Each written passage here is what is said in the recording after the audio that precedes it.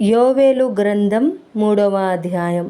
ఆ దినములలో అనగా యూదావారిని యెరూషలేము కాపురస్తులను నేను చెరలో నుండి రప్పించు కాలమున అన్యజనులందరినీ సమకూర్చి యెహోషాపాతు లోయలోనికి తోడుకొని పోయి వారు ఆయా దేశములలోనికి నా స్వాస్థ్యమగు ఇశ్రాయేలీయులను చెదరగొట్టి నా దేశమును తాము పంచుకొనుటను బట్టి నా జనుల పక్షమున అక్కడ నేను ఆ అన్యజనులతో వ్యాజ్యమాడుదును. వారు నా జనుల మీద చీట్లు వేసి వేశ్యకు బదులుగా ఒక బాలుని ఇచ్చి ద్రాక్ష రసము కొనుటకై ఒక చిన్నదానిని ఇచ్చి త్రాగుచూ వచ్చిరి గదా. తూరు పట్టణమా, సీదోను పట్టణమా, ఫిలిష్తీయ ప్రాంతవాసులారా, మీతో నాకు పని ఏమి? నేను చేసిన దానికి మీరు నాకు ప్రతీకారము చేయుదురా? మీరు నాకేమైనా చేయుదురా? నా వెండిని నా బంగారమును మీరు పట్టుకొని పోతిరి. నాకు ప్రియమైన మంచి వస్తువులను పట్టుకొని పోయి మీ గుళ్ళలో ఉంచుకొంటిరి. యూదా వారిని యెరూషలేము పట్టణపు వారిని తమ సరిహద్దులకు దూరముగా నివసింపజేయుటకై మీరు వారిని గ్రీకీయులకు అమ్మివేసితిరి. మీరు చేసిన దానిని బహు త్వరగా మీ నెత్తి మీదికి రప్పించెదను.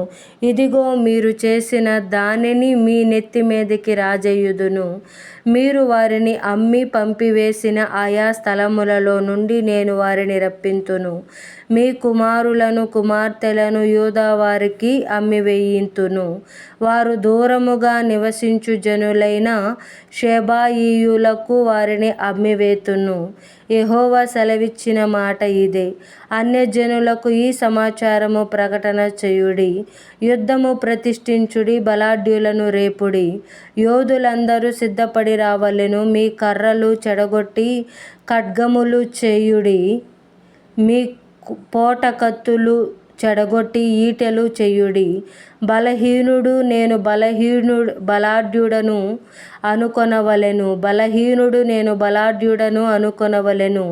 చుట్టుపట్లనున్న అన్యజనులారా, త్వరపడి రండి, సమకూడి రండి. యెహోవా నీ పరాక్రమశాలురను ఇక్కడికి తోడుకొని రమ్ము. నలుదిక్కులనున్న అన్యజనులకు తీర్పు తీర్చుటకై నేను యెహోషాపాతు లోయలో ఆసీనుడనగుదును. అన్యజనులు లేచి అచటికి రావలెను. పైరు ముదిరినది, కొడవలి పెట్టి కొయ్యుడి. గానుగ నిండియున్నది, తొట్లు పొర్లి పారుచున్నవి. జనుల దోషము అత్యధికమాయెను. మీరు దిగి రండి. తీర్పు తీర్చు లోయలో రావలసిన యెహోవా దినము వచ్చేయున్నది. తీర్పుకై జనులు గుంపులు గుంపులుగా కూడియున్నారు. సూర్య చంద్రులు తేజహీనులైరి, నక్షత్రముల కాంతి తప్పిపోయెను.